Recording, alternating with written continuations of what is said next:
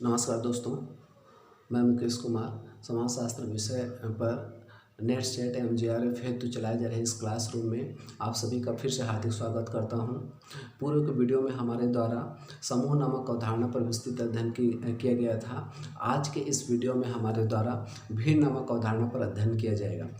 तो जैसा कि पिछले वीडियो में बताया गया था कि समाज, समुदाय, समिति, संस्थाएं, ऐसे तमाम प्रकार की अवधारणा है। ठीक वैसे ही भीड़ भी समाजशास्त्र की एक बहुत महत्वपूर्ण अवधारणा है, जिसको समझकर हम आने वाले जो भी विषय वस्तु है जो हमको नेट सेट एवं जेआरएफ हेतु अध्ययन करने में सुविधा प्रदान की जाएगी, तो उसके संबंध में भीड़ नामक अवधारणा को भी समझना हमारे लिए आवश्यक है।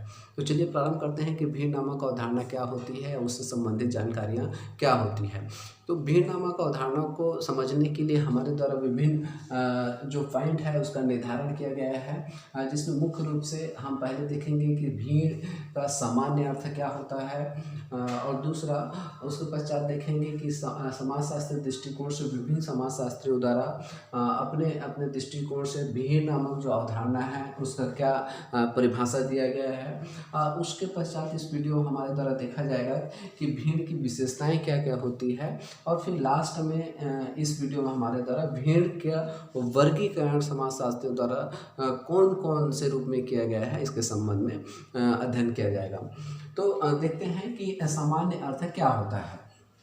तो भीड़ समाजशास्त्री दृष्टिकोण से एक प्रमुख अवधारणा है, जिसमें यह माना जाता है कि कोई सामान्य केंद्र या फिर आकर्षण केंद्र, सामान्य केंद्र या फिर आकर्षण केंद्र के चारों तरफ जो अव्यवस्थित, असंगठित, अनियंत्रित लोगों का जो समूह होता है उसको समाजशास्त्र दृष्टिकोण से भीड़ नामक अवधारणा के नाम से जाना जाता है। माने कहने का मतलब कोई भी एक आकर्षण केंद्र रहेगा या कोई सामान्य केंद्र रहेगा या फिर कोई भी केंद्र रहेगा, उसके चारों तरफ अव्यवस्थित, असंगठित, अनियंत्रित लेकिन प्रत्यक्ष संपर्क वाले लोगों के समूह को समाजशास्त्री दृष्टिकोण से भीड़ नामक अवधारणा के नाम से जाना जाता है। एक बार और मैं रिपीट कर रहा हूं ताकि आपको समझने में आसानी हो कि समाजशास्त्री दृष्टिकोण में भीड़ नामक अवधारणा से तात्पर्य ये होता है कि किसी सामान्य केंद्र या आकर्षण केंद्र या किसी भी केंद्र के चारों तरफ अव्यवस्थित, असंगठित या अनियंत्रित लोगों के समूह जिसमें प्रत्यक्ष संपर्क पाया जाता है उसको सामान्य दृष्टिकोण से या समाजशास्त्र दृष्टिकोण से भीड़ नामक अवधारणा के नाम से या इंग्लिश में क्राउड नामक अवधारणा के नाम से जाना जाता है। तो ये समाजशास्त्र दृष्टिकोण से सामान्य अर्थ हुआ दोस्तों भीड़ नामक अवधारणा का। अब इसी को ही विभिन्न जो समाजशास्त्री हैं उन लोगों द्वारा अपने अपने मंतव्य के आधार पर परिभाषित किया गया है। उसमें एक समाजशास्त्री है किम्बाल यंग, दूसरा है मैकाइवर पेज, इसके अतिरिक्त लीवान नामक समाजशास्त्री द्वारा भीड़ नामक अवधारणा को अपने अपने दृष्टिकोण से परिभाषित करने का कोशिश किया गया, जिसको हमारे द्वारा देखा जाएगा। इसके अतिरिक्त अन्य समाजशास्त्रियों द्वारा भी बताया गया है, जो कि पुस्तक में उपलब्ध है, जिसको आपको याद रखना है। उसमें मुख्य रूप से ये 3 महत्वपूर्ण है जिसको आपको याद रखना है। इसमें किम्बाल यंग कहता है कि भीड़ से तात्पर्य किसी आकर्षण केंद्र के चारों तरफ अव्यवस्थित, असंगठित, अनियंत्रित लोगों के समूह को भीड़ नामक अवधारणा के नाम से जाना जाता है। तो वहीं मैकाइवर पेज कहता है कि किसी सामान्य केंद्र के चारों तरफ लोगों के अव्यवस्थित समूह को भीड़ कहा जाता है।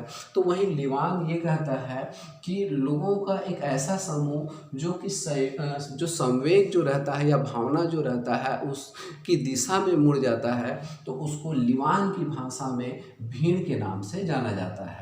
माने यहाँ पर 3 जो समाजशास्त्री हैं उसमें मुख्य रूप से किम्बाल यंग, मैकाइवर पेज और लीवान, इनके द्वारा जो परिभाषा दिया गया है उसको हमको अध्ययन करना है। जो किम्बाल यंग है वो उनका ये कहना है कि भीड़ से तात्पर्य किसी आकर्षण केंद्र के चारों तरफ अव्यवस्थित लोगों का समूह से है। तो वहीं मैकाइवर पेज कहता है कि किसी सामान्य केंद्र के चारों तरफ लोगों के अनियंत्रित या अव्यवस्थित लोगों के समूह से तात्पर्य भीड़ से है। तो वहीं लीवान कहता है कि कि किसी संवेग की दिशा में या फिर संवेगों का एक ही दिशा में मुड़ जाना, माने लोगों के संवेगों का एक ही दिशा में मुड़ जाना भीड़ कहलाता है। ये समाजशास्त्र दिया गया अपने अपने तरफ से परिभाषा है, जिसको आपको याद रखना है परीक्षा के पॉइंट ऑफ दृष्टिकोण से। तो ये हो गया परिभाषा। उसके पश्चात विशेषता के बारे में देखते हैं। तो विशेषता जैसे इनके परिभाषा में जो चीज़ें आपको बताया गया है वो चीज़ें क्या है, इनकी विशेषता हो जाएगी। फॉर एग्जांपल मान के चलिए कि शारीरिक निकटता। शारीरिक निकटता को समझने के लिए शुरुआत में मैं आप लोगों को बताया कि भीड़ से तात्पर्य किसी आकर्षण केंद्र के चारों तरफ अव्यवस्थित, असंगठित, अनियंत्रित लोगों के समूह, लेकिन प्रत्यक्ष संपर्क माने कंधे से कंधे का संपर्क होना जरूरी है भीड़ के लिए, उसी को बोलते हैं शारीरिक निकटता। माने इसी में ही कंधे से कंधे का संपर्क होना अनिवार्य है। ये भीड़ की अनिवार्य विशेषता है कि शारीरिक निकट होना चाहिए। जो लोगों का समूह है उसमें शारीरिक निकटता होना चाहिए, कंधे से कंधे का संपर्क होना चाहिए। दूसरा है अस्थायी प्रकृति। भीड़ की एक प्रमुख विशेषता है दोस्तों अस्थायी प्रकृति।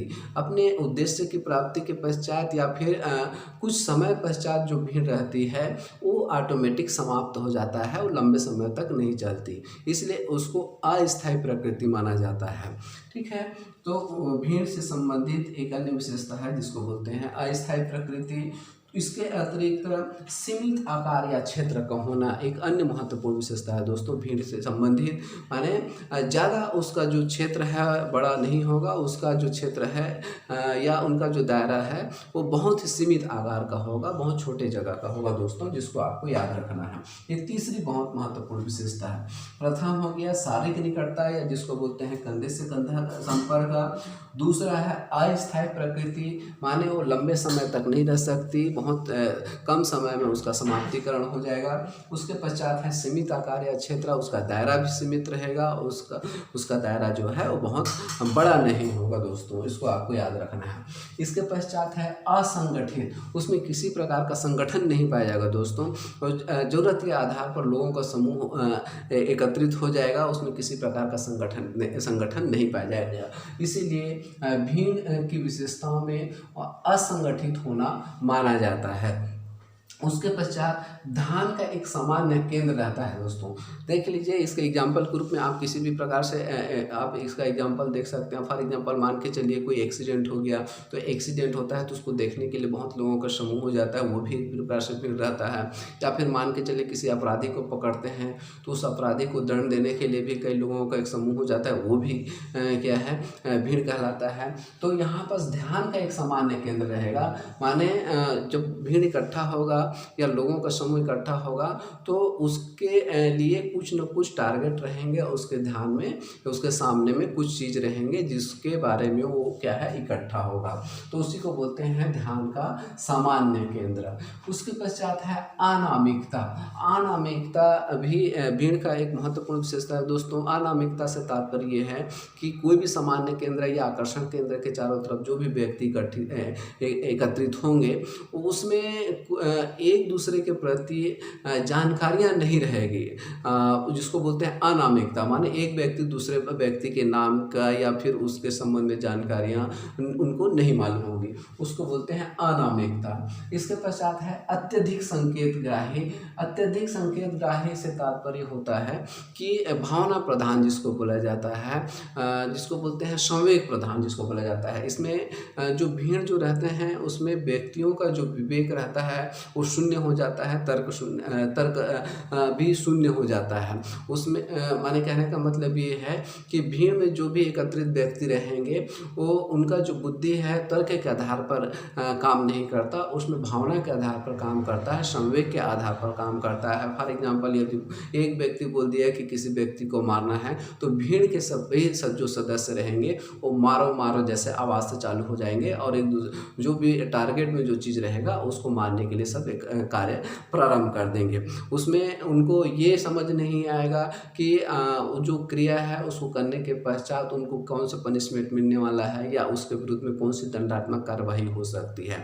तो कहने का मतलब ये है कि भीड़ जो रहती है वो अत्यधिक संकेतग्राही रहती है, और इस अत्यधिक संकेतग्राही के कारण उनका जो तर्क जो रहता है या उनका जो विवेक जो रहता है वो शून्य हो जाता है, वो तर्क के आधार पर काम नहीं करते दोस्तों। ठीक है, तो ये है अन्य महत्वपूर्ण विशेषता। उसके पश्चात है स्वतः निर्माण। स्वतः निर्माण भी भीड़ का एक महत्वपूर्ण विशेषता है। इसको किसी प्रकार का किसी कोई व्यक्ति द्वारा जानबूझ करके बनाया नहीं जाता। ऑटोमेटिक किसी समय विशेष पर या कोई कार्य विशेष पर एकत्रित हो जाते हैं, इसलिए इसको स्वतः निर्मित जो अवधारणा है उसके अंतर्गत रखा जाता है।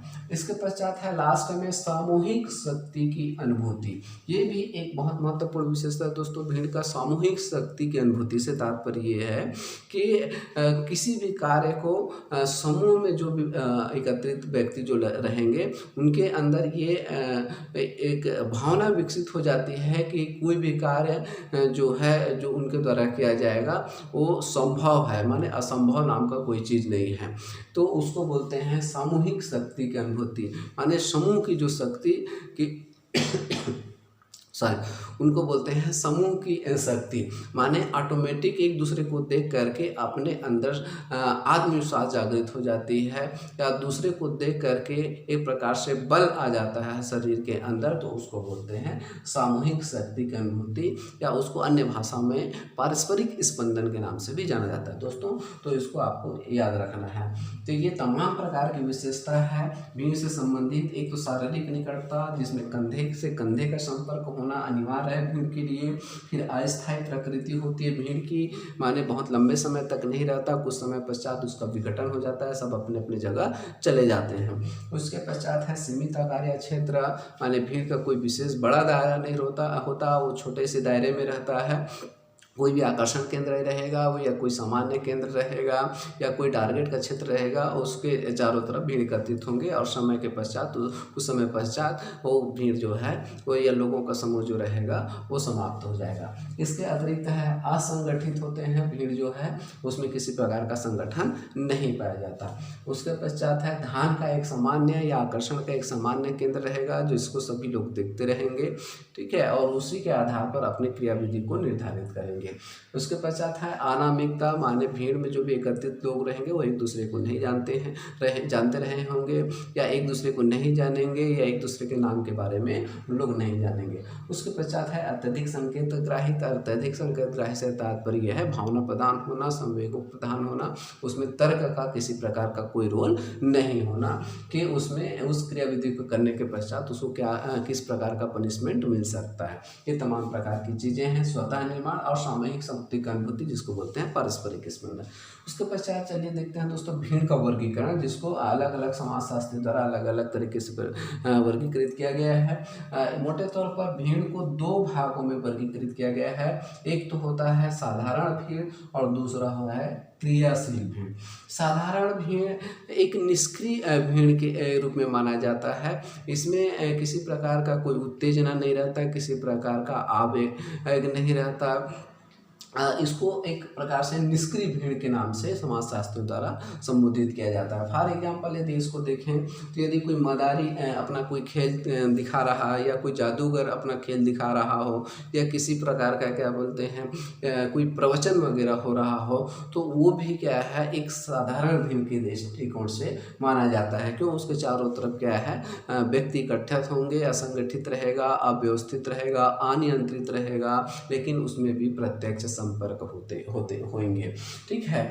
तो लेकिन किसी प्रकार का उसमें क्या है उत्तेजना नहीं रहेगा, आवेग नहीं रहेगा, इसलिए उसको साधारण भीड़ के नाम से जाना जाता है। फॉर एग्जांपल मदारी का खेल हो गया, या फिर किसी प्रकार का जादूगर द्वारा अपना जादू दिखाया जाना हो गया।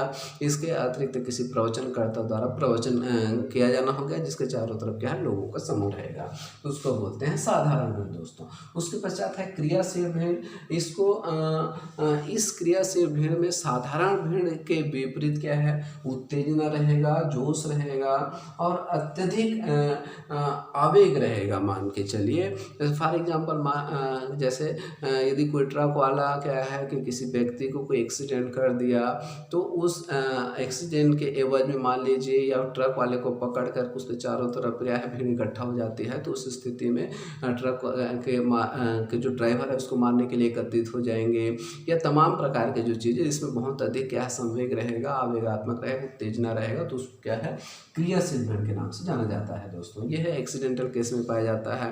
या फिर किसी अपराधी को अपराध करते हुए पकड़ ले जाने के पश्चात जो भीड़ इकट्ठा होती है तो उसको क्या है क्रियाशील भीड़ के नाम से जाना जाता है। तो ये तमाम प्रकार की चीज़ें हैं भीड़ से संबंधित, जिसको आपको याद रखना है परीक्षा के पॉइंट ऑफ दृष्टिकोण से, जिसको आपको मैं एक शॉर्टकट में रिवीजन कर देता हूँ।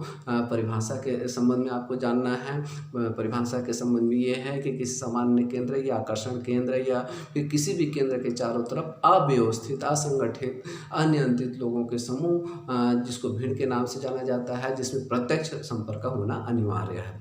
इसके पश्चात इनकी बहुत सारी विशेषताएं हैं जिसको आपको मालूम होना है। और दूसरा चीज़ है इसके वर्गीकरण के बारे में। वर्गीकरण में साधारण भीड़ और क्रियाशील भीड़। साधारण भीड़ को निष्क्रिय भीड़ के नाम से भी जाना जाता है, जैसे मदारी के खेल में या जादूगर के खेल में क्या है जो भीड़ इकट्ठा होती है उसको साधारण भीड़ के नाम से जाना जाता है। और दूसरा है क्रियाशील भीड़, जिसमें क्या है कि अत्यधिक आवेग या फिर अत्यधिक संवेग या उत्तेजना रहे उसको क्रियाशील भीड़ के नाम से जाना जाता है। जैसे अपराधियों को पकड़ने के पश्चात उसके चारों तरफ इकट्ठा हुआ भीड़, या फिर मान के चलिए एक्सीडेंटल केस में जो इकट्ठा हुआ भीड़ रहता है।